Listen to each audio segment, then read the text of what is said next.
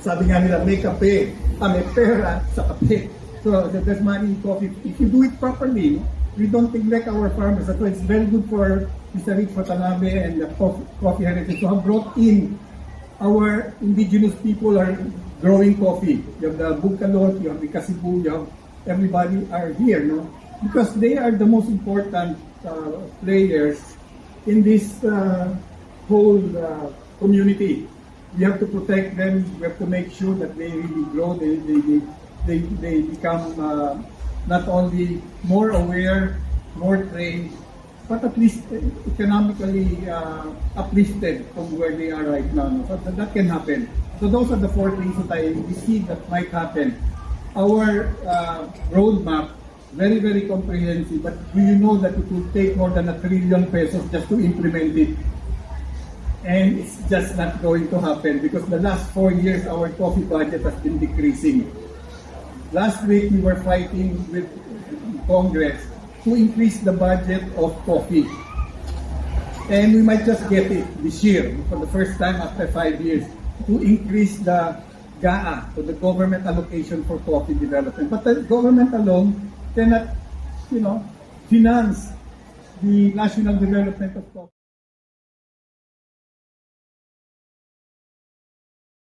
Type of coffee, if you have a hectare, we computed this, you have a hectare and it's planted to about 1,000, 1,600 coffee trees, so depending on the variety. It is now possible to earn net, and that's being done already, 1 million pesos per hectare. That's unheard of. There are farmers who are already doing that. If you do it correctly, if you practice good agricultural practices, and you see the market till the end, especially those that are value adding, they are going to the price now, as mentioned by George, you cannot buy really a good kind of Liberica for much less than 100 pesos per kilo, green coffee beans.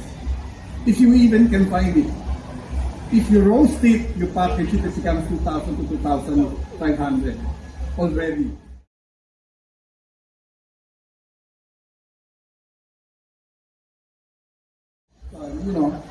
Liberica can give you anywhere between 2 to 5 kilos per tree. Yes, the best yield of all the varieties can give you that much. You do the math, you will know that you can earn that much per year. And what's good about Liberica, of all, I'm not putting down all the other varieties. We need them all. Except that, we have neglected our heirloom varieties, the Liberica and the Excelsa. There's not even 1% of Liberica now grown in the entire country. Unfortunately, it's the one that's going to give the Filipino farmer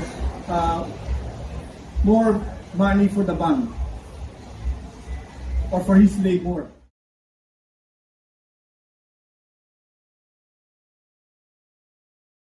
But us in government, sometimes we're quite late in recognizing this.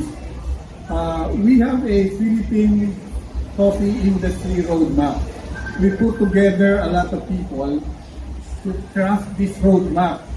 It's supposed to start on 2022 and end in 2025, And it's a terrific document. It really consolidates all the efforts, Mr. George said that collaboration, it's a collaborated effort. As a policy of government, our president gave us some rules to go by. Number one is to strategize. Number two is to synergize, and then to optimize. And that's what we hope to happen to this industry. If we can have and synergize, that means you have to collaborate, as Mr. George has been mentioning. So that's principal.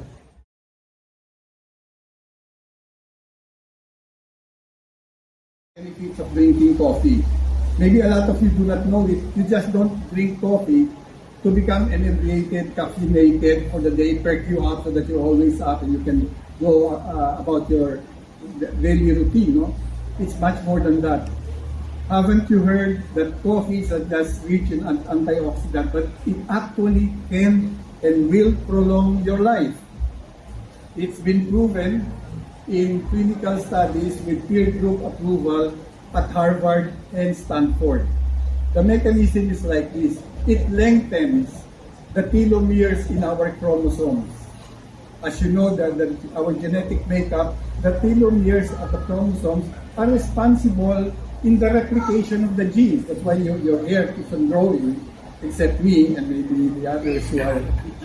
But that's by intention. When you get a wound, it heals because your cells replicate. But at some point in time, after 50 replications, it stops. You age. You become frail. Your organs will probably become sicker than before.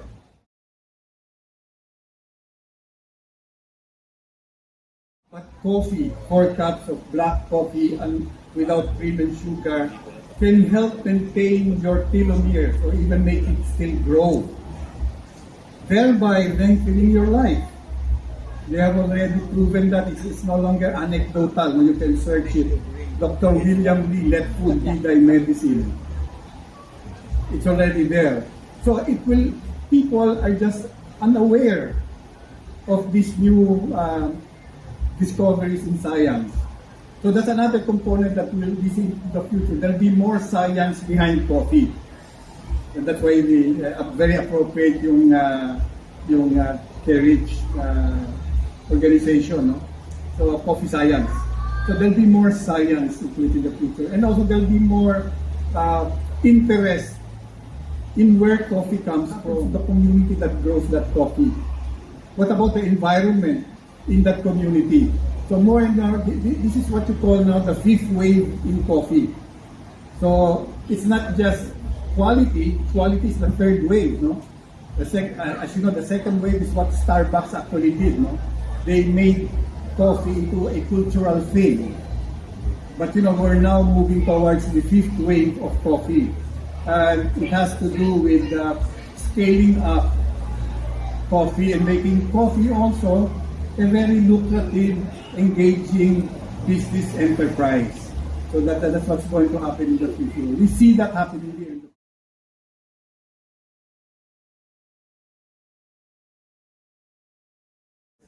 But as was mentioned a while ago, the Philippines is in the right smack in the middle of the coffee belt. And we're only one of the 4 countries that can grow commercially viable varieties. Arabica, Robusta, Liberica, our Barako, and Excelsa. And we have not put enough attention to that. Malaysia has already cut Liberica, we have not done that. Sudan is now growing Excelsa as a mandate to the agricultural sector. So if we don't move fast enough, we will again be behind the others, even in our heirloom varieties. So what a waste if we were ahead.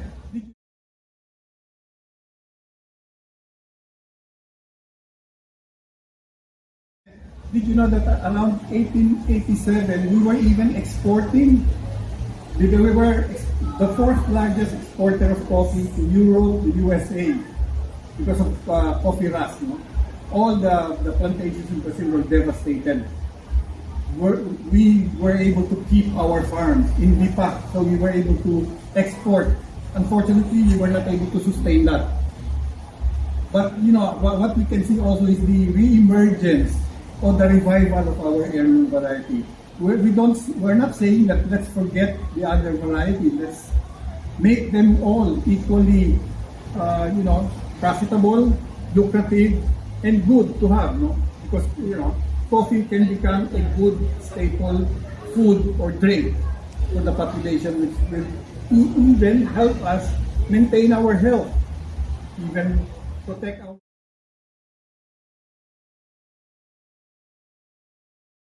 This thing would not have been put on the ground.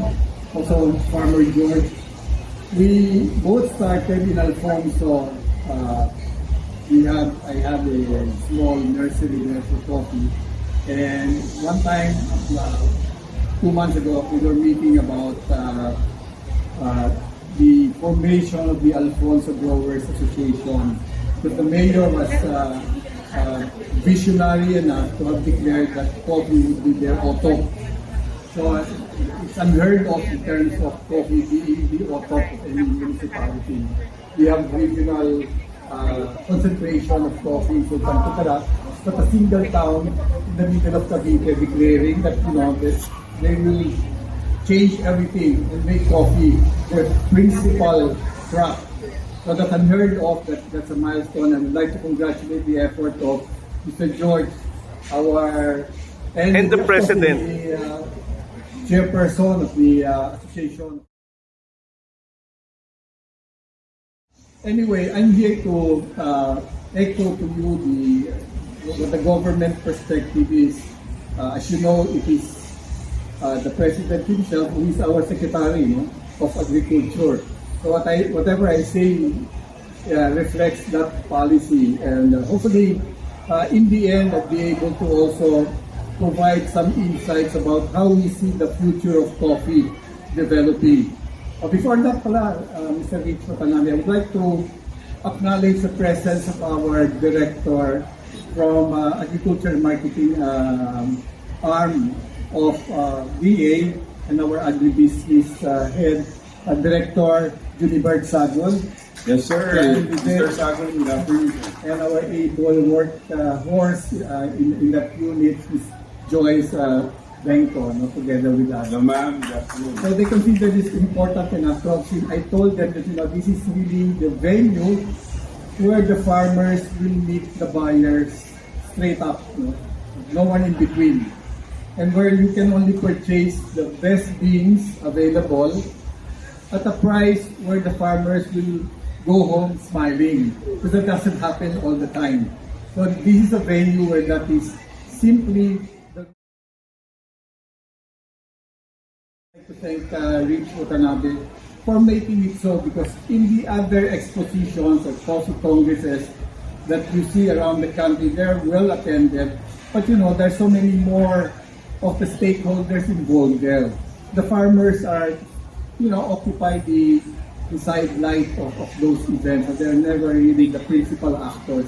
Here they are, and we owe it to this activity that to continue it. That's why we brought our people at the DA to be able to see how changing this is now. For today, I came here wearing two hats. I forgot the other one. My first hat is my official hat as the focal person for coffee in the Department of Agriculture. The second one is a farmer also, because I was converted into coffee.